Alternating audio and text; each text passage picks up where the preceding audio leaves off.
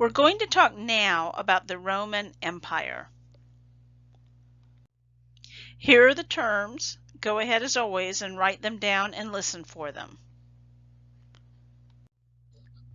The Roman Empire lasted from 27 BC to 476 AD, and it was ushered in by the death of Julius Caesar on March 15th, and it lasted until its fall at the hands of Germanic barbarians. Now, we left off with the Roman Republic with the assassination of Julius Caesar, so he's gone. But there was no plan by the assassins as to what to do after Caesar's death. They just knew that they wanted to get him out of the way. And so a second triumvirate was formed. And this was just as illegal as the first triumvirate, since Rome was still technically a republic. It consisted of Mark Antony, Lepidus, and Octavian.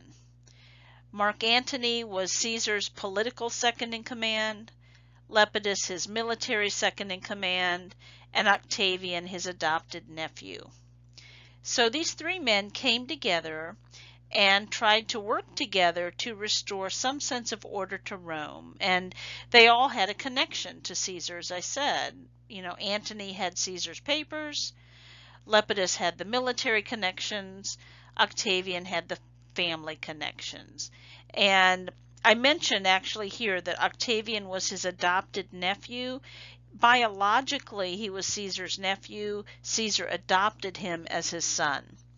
And so they come together, they're working together, try to fix all the problems of the late Republic. And a great purge takes place as the Second Triumvirate tried to weed out those who might have supported Caesar's assassins. And about 50% of the Senate is purged. What was left of the Senate was used to rubber stamp the existence of the Second Triumvirate. Well, personal ambitions of the members of the Second Triumvirate began to run counter to the best interest of the whole. Mark Antony was married to Octavian's sister, and when he began sleeping with Cleopatra, because she's still around, the cement begins to come apart. Mark Antony and Octavian were the dominant members of the Second Triumvirate, and we end up with a military showdown where Octavian defeats Mark Antony in battle. And the result of that is that Octavian is going to become the ruler of Rome. So Octavian comes to power, and he repeats over and over that the Roman Republic is gone. It's done. He claimed that the violence and the corruption, the assassination and the use of force and the military to maintain order was not good for the average Roman citizen. And he pointed to the fact that the cities were overcrowded. During the late Republic, you had a lot of poverty-stricken farmers who had flocked to the cities looking for work, for food. And so the cities in Rome itself and other cities throughout the empire were just bursting at the seams. And he's saying, all these things that were going on at the end of the Republic just weren't good for you. And so he ends up introducing quite a few reforms. So what does he do? Well, he was not the greatest military ruler in history, but he did end up winning people over to his side. He had a clear understanding of what Rome's problems were and how to fix them. For example, 100 years of civil war. Basically, what he did was he retained the form, but changed the substance. So he reordered society. He recognized that he wouldn't really get very far if he just came in and swept away all the offices and called himself king. The last king Rome had been one of the Etruscans. Instead, he kept as much of the old system in place as he could. So if things were working, he left them be. But if they weren't, he either got rid of them or he changed them. And for those things that the parts of the old system that he left in place, he imposed his own power on it. he set himself up as first citizen of the state, the guardian, the protector. The Romans separated the offices from the powers, and Augustus got all the powers. And this was a pretty brilliant move. The Senate didn't have to feel like it was being set aside. The senators could still feel like they were making decisions. He began to build an administration directly dependent on him. The old established provinces he just left alone. But as new provinces were added, they're going to be the least stable and the least settled. He sends military power out, and they reported directly back to him. He also focused on replenishing the finances, the treasury, and he made it clear that he was taking it out of his own pocket. But you do have to ask, how did it get there in the first place? In reality, what he did was encourage more taxation. So what else does he do? Well, he established Rome's first civil service. He wanted to make sure that those people who were working for the government were trained for it. So very similar to, China, where you have to take an exam to show that you're qualified to do the job. Same thing we have today with our government. You go down to City Hall and apply for a job, you take a civil service exam. He also separated military service and political power because he didn't want soldiers gaining too much power. And that was pretty smart as well, because that had been part of the problem with the Republic, where you had generals parlaying their military prowess and popularity into political power. He also kept as many Republican institutions intact as possible. He did recognize that there were problems because there were so many poor people living in Rome, and so he took a stab at trying to help them. He also introduced a series of moral reforms designed to just end the luxury, the lives of luxury that many Roman citizens were used to.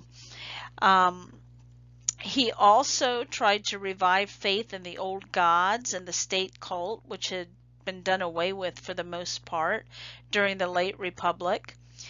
He introduced a series of military forms, and he ensured that the Praetorian Guard was the only armed force in Italy, and it was directly under his control.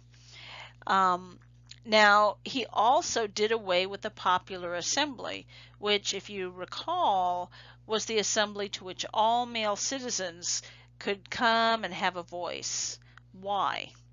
Well, he felt, and there's truth in this, that they were contributing to the instability of the Republic, because it wasn't like it was when the Republic began. Since Rome began to grow and incorporate other groups of people, now you have all these different groups of people vying for power. The nature of the people had changed. People are coming in from all over. Many were not citizens and didn't speak Latin, so you had a mixed mass. You had a greater turnover of population, people moving in and out, illness, etc. And Augustus realizes, okay, this is the majority of the population, so he's got to find a way to keep them happy, because they just lost the only voice they had through the popular assembly. He also initiates an enormous building campaign. And just in general, what he does is he promotes stability in the empire. And a lot of historians now believe that he didn't so much expand the empire so much as stabilize it.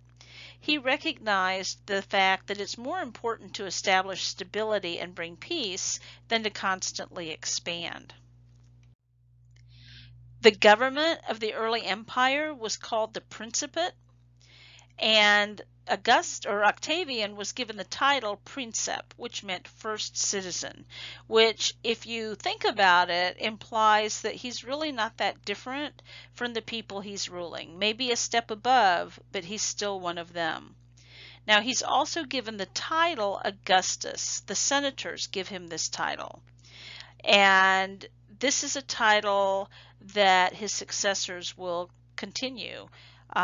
They will adopt this title and continue with it. He himself, however, really preferred to be called the Princeps. So I mentioned that the popular assemblies close, which means 90% of the population just lost its only voice, and he's got to figure out how to keep them happy. So he establishes a program called Bread and Circuses, and this is a program that his successors will continue. Basically, it gives the people grain and spectacles. So you've got gladiator competitions, you've got military parades, just all sorts of big productions to keep the people occupied. The idea is that if they're occupied with watching these things, they got food in their stomach, they won't have time to think about or complain about the government. It was the time of the Pax Romana, the Roman peace. So this begins during Octavian's rule, and it refers to the first roughly 2 centuries of the Roman Empire and the fact that in general you had peace throughout. And this is important because it promotes stability throughout the empire. You know, if you don't have warfare constantly, if you don't have to worry about that, you don't have to dedicate all your resources to war. If you have peace, you can travel, you can trade, you can go from city to city. So the Pax Romana is going to be instrumental in the early success of the empire, or the success of the early empire, politically, economically.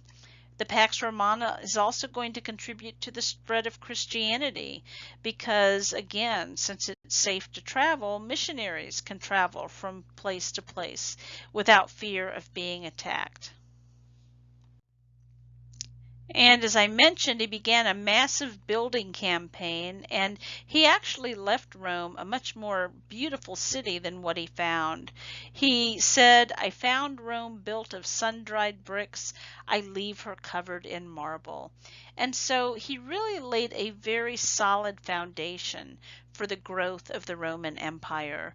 He transformed himself and Rome. He went from consul to emperor, from Octavian to Augustus, while Rome went from a republic to an empire. And this period when he ruled is known as the Augustan Age. And this age of Rome just resonates through the centuries as a time of the flowering of Rome and cultural achievement. Octavian delivered. Rome lost its republic, but it gained peace, security, and enormous confidence. However, even though he, as I said, laid the foundations for the growth of the empire, he had restructured the government, he made the imperial government just increasingly centralized, and it worked well. However, there was one problem he never really solved, and this was the succession problem. And what we're going to see happening quite often after Octavian's death is that many of his successors depended on military support more than heredity to get into office. And this is going to create a lot of instability as we move forward. So what happens? Well, Octavian, or Augustus, ends up dying in 14 AD, and on his death he was deified. His wife claimed, and then found witnesses to testify, that he had been transported to the heavens. And this is going to be important because from this point forward, all the Roman emperors are going to be considered gods, and they are going to be deified as well. We see this idea of deification, where the people of Rome and the Roman Empire worship these men as gods.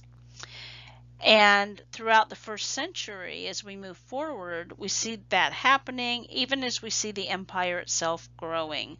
And here you see the Roman Empire as we move through the first century. And as you can see, the Romans had conquered a large expanse of territory. One of the great, I guess you could say, legacies of the Roman Empire is something called Romanization. And this is something that started really even before they became an empire politically. It refers to the process of spreading Roman culture. And this is something that started during the Republic and then continues during the first 2 centuries. You've got Romans who begin moving into the farthest provinces, and it's not just isolated groups. You've got military, government, just citizens, and they become seeds for the population of Europe. In fact, you can look at many of the great cities of Europe today, and they began life as Roman military outposts. London, for example, was Londinium, and so on. And so just as with Hellenization with the Greeks, here we see Roman culture spreading throughout all parts of their empire and becoming accepted, and in many cases mingling with what was already there. We see literacy coming in. People are learning Latin. That gives them access to power. We see buildings and monuments, temples, bathhouses. All the structures Romans are used to are reproduced in the towns that begin to grow. And the way it worked was that the Romans would conquer an area, claim it as a province of Rome, of the empire, and the military would establish themselves. Sometimes there might be a village or maybe a small town. Well, here come the Romans. They build a military outpost. Here come government officials. You need more buildings. Here come their families. Here come people who are maybe vendors who are going to sell Roman goods to these people. And so on until these villages grow to towns, grow to cities. And so the Romans seeded Europe with cities. You've got the administration moving in, judges and justices are brought in from Rome to enforce the law. You've got everything the Romans were used to. You've got participation in government, and now it's not just by Italian Romans. It's by people from many cultural groups from all parts of the empire. You see the spread of Roman customs like gladiator shows. Military service becomes very popular. It offers education and social mobility. So in the provinces, we see literacy and architecture flowering. And this is an empire whose inhabitants mixed with each other and exchanged ideas. And out of these exchanges, we're going to see the emergence of new ideas and new religions. And one of them we'll see next week is going to become the main religion of the Roman world, and that's Christianity. We see the Roman road system. The Romans built roads to connect their cities, and these become a powerful tool for long-distance trade and travel. They bring a sense of unity and Roman culture to outlying areas. They build aqueducts. Quite often they would settle in an area where, say, there's a village, and all of a sudden the population grows from maybe 500 to 3,000. Well, that well that was providing water just isn't going to do it anymore. And so they build the aqueducts. And the aqueducts are a system of carrying water from its source in a river or stream, quite often dozens of miles away, down to the village or town. And most commonly they're identified with what you see on this picture, but the aqueducts were actually usually just like tunnels, sometimes even tunneled literally through mountains. These are the bridges that carried those tunnels across valleys and gorges and rivers. And here you see how the aqueducts work. As I said, you've got the water source, the tunnel itself literally carved through the mountain, the bridge which carries it across the gorge down into the city, into wells. And for example, in the city of Rome, there were several aqueducts that brought the water into the city, and this water came out into various fountains throughout the city. And then the people actually paid a water bill for that water. Another big part of Romanization was the notion of citizenship. And this was an unusual idea to people who weren't Roman. But if you were a Roman citizen, you were offered legal protection. You were given a sense of belonging to something larger than yourself, and you could appeal to Roman justice. So initially, citizenship is not given to everyone. But by 212 AD, an emperor, Caracalla, decrees that all free inhabitants of the Roman world are citizens. So this is something that people are striving for in the period leading up to 212 AD. As I mentioned a moment ago, when Augustus died, he was deified. And the emperors who follow are also going to be deified. And this really presents a problem, because what happens is that you get these men on the throne who are considered gods. And, they may not act like gods, they may be horrible rulers, and yet you still have to worship them as a god. And this sets up a huge problem within the empire as we move forward, because we're going to see a series of emperors who are really, really bad at what they do. So the immediate successors to Augustus weren't really great men. And historians have looked at the emperors who followed in the first 2 centuries, and they have classified many of them as either bad emperors or good emperors. Now, that does not mean that every emperor who's classified as bad only did bad things, and that every emperor who's classified as good only did good things. It just means that in general, they weren't that great. In general, the majority of decisions they made were not good for Rome. And it's also important to recognize that we have moved from a republican government, that was a representative government of a sort, and the people have a choice. But now what we have is a hereditary monarchy, and so people are dependent on the role of the genetic dice, basically. And so I've listed here 3 of the bad emperors of the 1st century, and I want to look at each of them. Tiberius followed Augustus once Augustus died, and Tiberius was Augustus's adopted son. He had been his stepson, and he really had a lot of problems. He was a horrible military leader, and evidently he had no self-confidence, and so he was always second-guessing himself and questioning the decisions he made.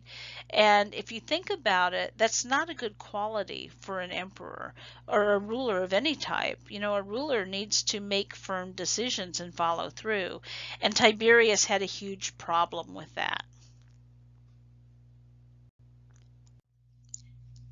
Caligula was the successor to Tiberius.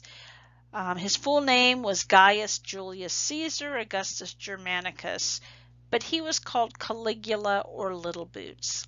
His father was a great general, and so he had grown up on military outposts, and evidently when he was a boy, he was presented with a miniature military uniform and little soldier's boots or sandals, which he proudly wore all over the place, and so they gave him the nickname Little Boots or Caligula, and it stuck. Well, he's pretty young when he comes to the throne, and he exemplified almost every excessive trait you can imagine. He behaved in a maniacal way. He engineered a number of murders. He slept with his sister. He almost spent Rome into bankruptcy. When he came to the throne, the treasury was pretty hefty, but he went on these lavish spending sprees and got it down almost to nothing. He once declared war on the god Poseidon, the god of the sea, and had his soldiers go out on Roman ships and literally throw their spears into the ocean in an attempt to defeat Poseidon. Before he became emperor, somebody had made the comment to him that he, Caligula, would sooner be able to walk on water than he would become emperor. And so once he did become emperor, he ordered that several hundred ships be lined up next to each other, and then he walked across them. He's walking on water. He once declared war on Britain, but forgot to tell anybody else. He was also quite famous for many of the speeches he gave. For example, he began one speech by telling an amphitheater full of people, Roman citizens, that they were all necks waiting to be cut. And so he comes to power, and initially, in the first year or so, he's not bad, but then he just really begins to deteriorate. And many of these things I've just mentioned are what are happening. And the other thing that we see with him is that he brings back a lot of the time of extreme excess that we see in the late Roman Republic, and even more so. And the morality, like the laws of morality that Augustus passed, well, Caligula just throws those out the window, and it's a time of immorality. Incitatus was his favorite horse. Incitatus meant swift. And Caligula would actually bring Incitatus to the Senate with him, and he made his horse a senator. Incitatus had a fancy cell. He ate his food. It was flecked with, it had gold flakes in it. And Caligula was even going to make him a consul. He would even hold dinner parties and invite the esteemed nobles of Rome, and they would come and they would sit at the table with Incitatus. And, think about it. You're sitting there with this horse who's a senator, soon to be made a consul, and you know how ridiculous the whole thing is, but can you say anything? What would happen if you said anything? Well, it might be the last thing you ever said. So what ends up happening? Well, Caligula, as you can imagine, makes a lot of enemies, and he ends up being assassinated. And what's really ironic is that he is assassinated by his own Praetorian Guard. Now, the Praetorian Guard is the elite unit that's there to protect the emperor, similar to today's Secret Service. They recognized that this guy was dangerous for Rome. One thing that Caligula had done shortly before he was killed was he had his horse deified, Incitatus. And so nobody knew exactly what was next. And they were afraid that if he stayed in office too long, he would just literally run Rome into ruin. So he's killed. And then this great purge takes place, because then the Senate and the Praetorian Guard, they want to make sure that nobody else in his family comes to power. And so much of his family's wiped out. However, his uncle, Claudius, was not. Claudius was found cowering behind a curtain by the Praetorian Guard. Claudius was older, and nobody really took him seriously. Claudius had a limp. He stuttered. He evidently was hard of hearing, and most people thought he was pretty feeble-minded. But he was very intelligent and shrewd, and he ended up talking the guard not only into letting him live, but into appointing him emperor. And they did. And many feel that this actually happened because they didn't take him seriously and they didn't think he would be a threat. They thought he might be somebody they could control. Well, he ends up becoming the emperor, and this is Claudius, and he's not a bad emperor at all. But there is one decision he makes that is going to really kind of lay the foundation for what happens in the next decades. Unfortunately, one of his weaknesses was women. He loved women too much. And he ends up coming under the spell of this young woman, ends up marrying her.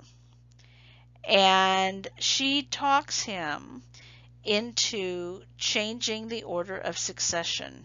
So Claudius had been married before. He had an adult son who was next in line for the throne.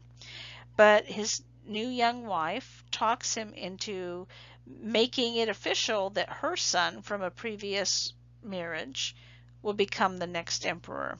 And Claudius is so smitten with her that he agrees. Well, I'm sure that it was a huge coincidence, but shortly after that agreement is made, Claudius dies from eating poison mushrooms.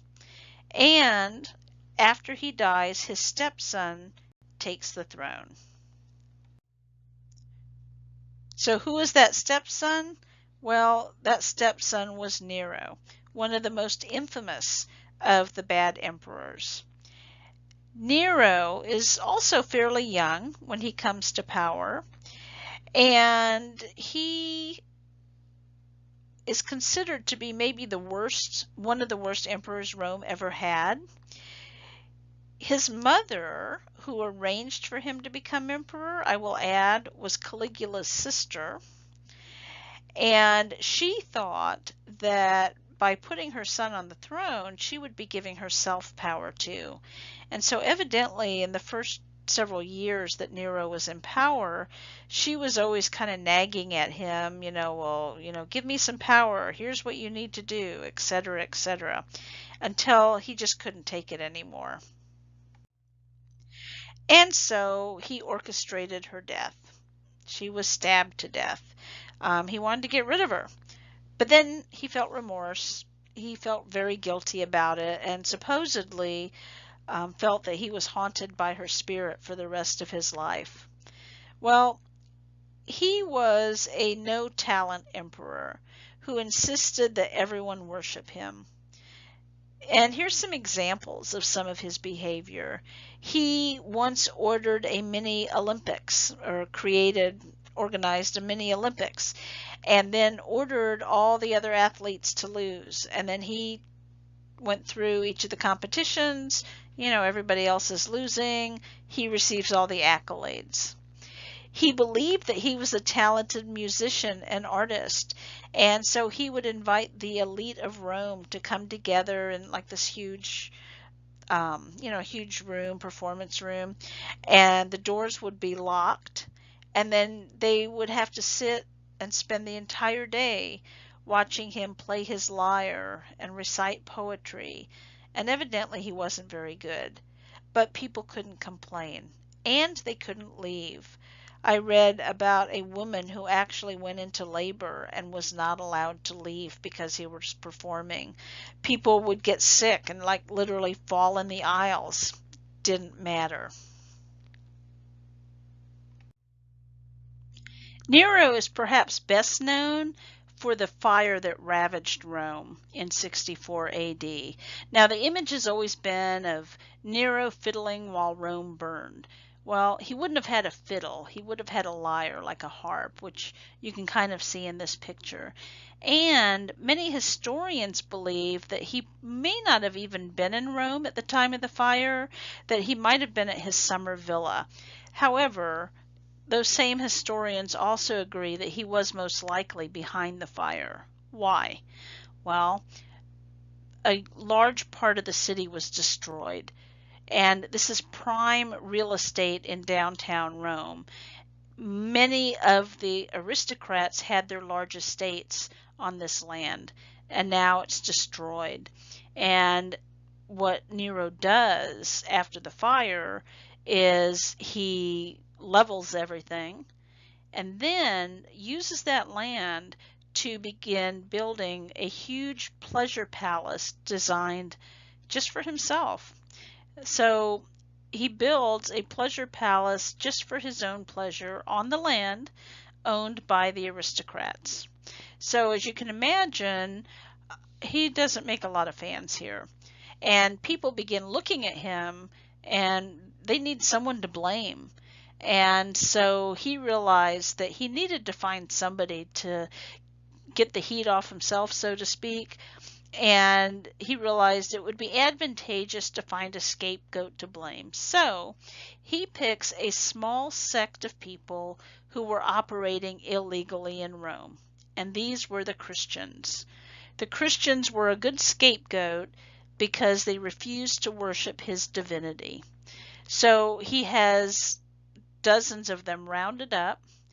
They are dipped in pitch and then set on fire, and then he uses them as flaming tiki torches for an event. Well, his popularity ratings dropped to almost nothing, and in the end, the Senate decides that he's a danger to Rome.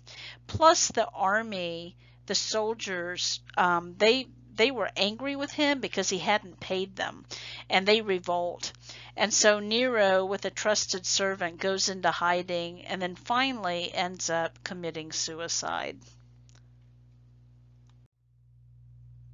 Rome was also occasionally blessed with good emperors, and here are three of them. These three especially contributed to Rome's success as an empire. You've got Trajan, Hadrian, and Marcus Aurelius. If prosperity is a good indicator, the years 75 AD to 150 AD are one of the most prosperous eras, or is one of the most prosperous eras that Europe would know until the 18th century.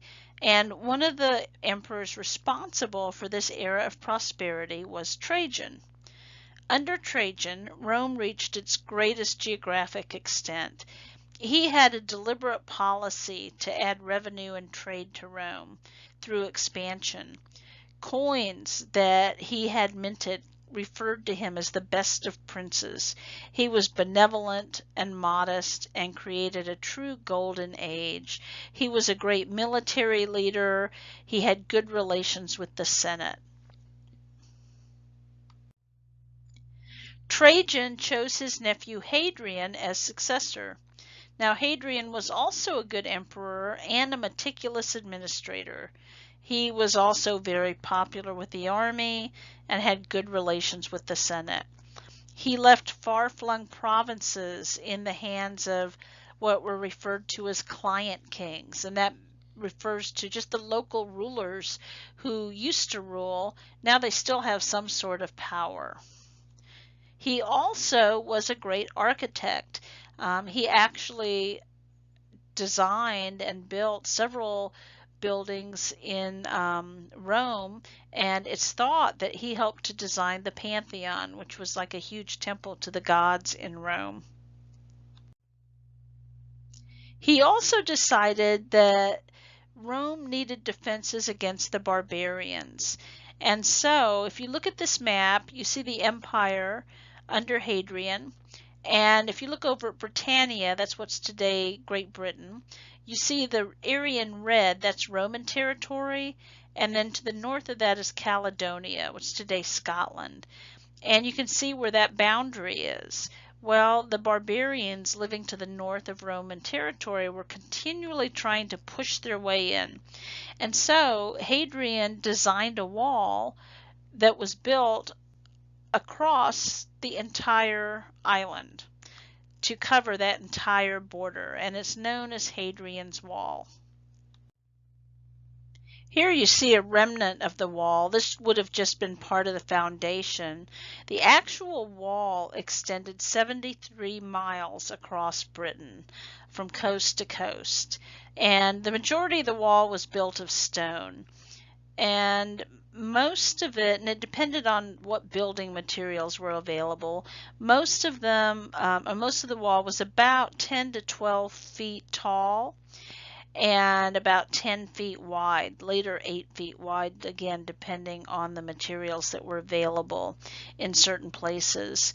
They built what were called mile castles at regular intervals, and a mile castle could garrison between 8 and 32 men, so they're like lookout towers, kind of. And they had turrets in between the mile castles, and the turrets were large enough to hold several soldiers, so they could have good vantage points or lookout points. And then they also built actual forts along the wall that could garrison several hundred soldiers or more. And so this was a huge accomplishment, and then succeeding emperors will continue to build onto it. Hadrian himself actually went over to Britain and was there for quite some time to oversee the design and the building of the project. And the work itself was done by Roman soldiers. So Hadrian really kind of laid the foundation here for keeping the Roman sector of Britain strong. Hadrian was succeeded by the emperor most considered to be the epitome of the philosopher king, Marcus Aurelius. And if you ever saw the movie Gladiator, this is the emperor we see at the beginning of the movie, played by Richard Harris. He's out in the field fighting the barbarians. Well, Marcus Aurelius epitomized the notion that the best person should be king. His was maybe the only reign in history where the happiness of the people was the object of the government.